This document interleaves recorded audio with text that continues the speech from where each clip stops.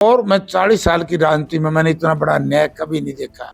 5-5 4-4 सीटों में गवर्नर रहे, केंद्र में मंत्री रहे और दोनों हाउस के मेंबर रहे, लोकसभा राज्यसभा। उसके बाद सरकार की तरफ से उनको कोई सम्मान ना मिले। सरकार में दया करुणा नाम की कोई चीज नहीं है। उनकी डेथ करवाने में ईडी और सीबीआई के नोटिस भी हैं। हिसार के सांसद आज हिसार के रेस्ट हाउस में पहुंचे और लोगों की यहाँ समस्याओं का निवारण किया है।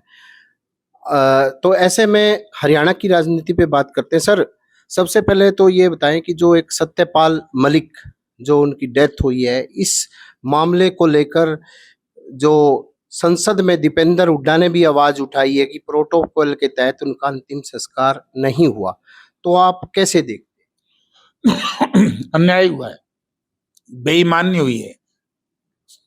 केंद्र सरकार का अहंकार और घमंड जो चोरी किए हुए बहुमत को दुरुपयोग करके इस तरह का ड्रामा किया। आदरणीय स्वर्गीय सत्यपाल मलिक जी 1989 में मेरे साथ एमपी भी थे और हम उसी वक्त मंत्री भी रहे। तब से लेकर के बल्कि 1982 में जब स्वर्गीय चौधरी चरण सिंह के साथ ये एक युवा तर्क के रूप में काम कर रहे थे, मैं तब से जानता हूं। और मैं 40 साल की राजनीति में मैंने इतना बड़ा अन्याय कभी नहीं देखा कि किसको सजा देना चाहती थी केंद्र सरकार, किसको अपमानित करना चाहती थी केंद्र सरकार। हद होगी। 5-5 4-4 सीटों में गवर्नर रहे, केंद्र में मंत्री रहे और दोनों हाउस के मेंबर रहे, लोकसभा राज्यसभा के। उसके बाद सरकार की तरफ से उनको कोई सम्मान ना मिले। इवन है उनका छोटा सा मकान है, वो जो अपनी वीडियो जारी करके जो सही है कि भाई मेरे पास तो 4-5 कुर्ते जोड़ी है, कुर्ते पजामे, अरे एक मकान है, जो करना कर लो।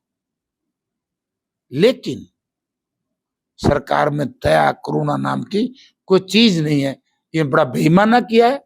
मैं इस देश के किसान अपने अपमान का बदला जरूर केंद्र सरकार से लेंगे, क्योंकि उन्होंने गरीब की आवाज उठाई, किसान की आवाज उठाई, तभी तो सरकार नाराज हुई ना, इसलिए उनको सजा मिली। लेकिन मैं केंद्र सरकार को कहना चाहूंगा कि खामियाजा ये भुगतना पड़ेगा। तो आप लगातार उनके साथ भी रहे हैं, संसद में भी रहे, क्या कहेंगे? उनकी डेथ हुई तो इसको लेकर कितना हरियाणा या देश को कितना? उनकी डेथ हो ही नहीं सकती थी। उनकी डेथ करवाने में ईडी और सीबीआई के नोटिस भी हैं। एक आदमी सोचता है कि इतने सारी उम्र त्याग और संघर्ष की राजनीति की है, तेरे साथ ये जुल्म हो रहा है सरकार की तरफ से, सीबीआई की तरफ से, ईडी की तरफ से, तो कोई सदमा पहुंच गया। एक सर, राहुल गांधी जी ने एक वोटर चोरी का एक मुद्दा उठाया है, इसके डाटा भी पेश किए हैं, और क्या कहना चाहेंगे इस वर्तमान सरकार को लेकर? मैं राहुल गांधी जी का धन्यवाद करता हूं कि इन्होंने इस देश के प्रजातंत्र को अंधेरे से उजाले में लाने का काम किया।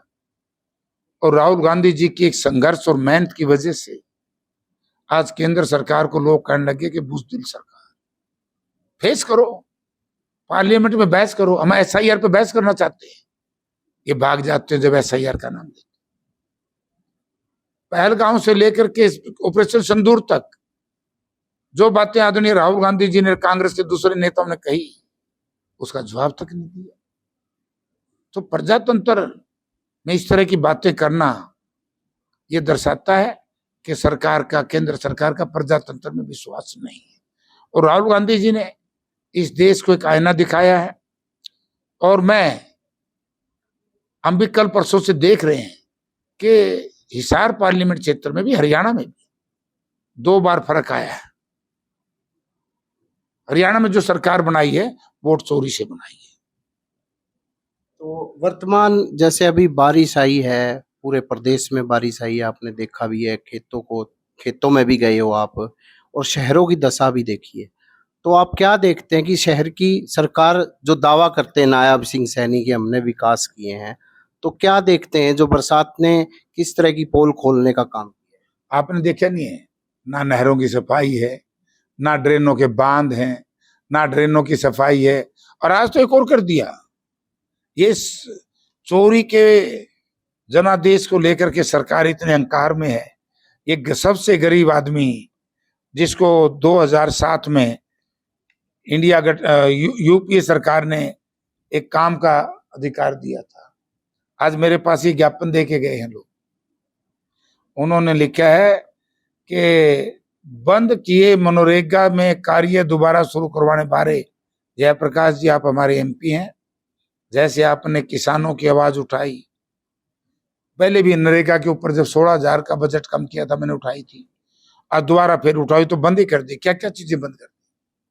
सड़क, शमशान भूमि, स्कूल, खेल मैदान, पंचायत घर, कच्चे रास्ते, फिरनी, सरकारी अस्पताल, कॉलेज और एससी चौपाल, ग्राम सचिवालय। ये तो बहुत बड़ा जुल्म है।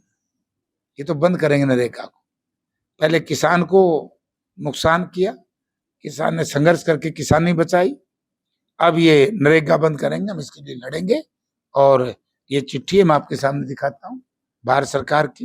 ये फिर प्रदेश सरकार के जो हमारे स्पेशल सेक्रेटरी रूरल डेवलपमेंट है, उन्हें ये ऑल चीफ एग्जीक्यूटिव ऑफिसर कम डायरेक्टर प्रोग्राम के नाम से, मनरेगा एजेंसी के नाम से भेजी है। तो इससे बड़ा न्याय क्या होगा? सर, बात की जाए, अब लोगों को इंतजार है कांग्रेस पार्टी की लिस्ट का, क्या लगता है? क्योंकि काफी लंबे समय हो ये गए। झूठ बोलने जाओ बीजेपी वाले, तब ना उनको कहा जाओ तब भी कर दो। हमारा काम तैयार है यार। अब लड़ाई चल रही है कितनी भयंकर। राहुल जी ने देखो देश को जैसे कहते हैं ना, जंग आजादी की लड़ाई से पहले जिस तरीके से महात्मा गांधी ने अहिंसात्मक तरीके से इस देश को आजादी दिलवाई, संघर्ष लंबा था, इसी तरीके से आज मुझे लग रहा है कि राहुल गांधी जी ने एक रास्ता दिखाया, उस काम पर लगे हुए हैं। कोई नहीं, ये भी कर देंगे। पार्लियामेंट सेशन चल रहा है, अब सेशन में लड़ाई ना लड़ो फिर तो लोग नुकवाएं हमारी लड़ाई नहीं लड़ती, तो हो जाएगी लिस्ट तैयार है। तो ये थे सांसद जयप्रकाश, इनका साफ तौर से कहना था कि जो प्रदेश में जो बारिश आई, इसको लेकर पहले से ही ड्रेनों की सफाई करनी चाहिए थी, और इसी कारण जो खेत जलमग्न हुए हैं, तो ऐसे में किसानों का नुकसान भी हुआ है। ऐसे में किसानों की भरपाई सरकार को ही करनी चाहिए। प्रवीण कुमार, हिसार।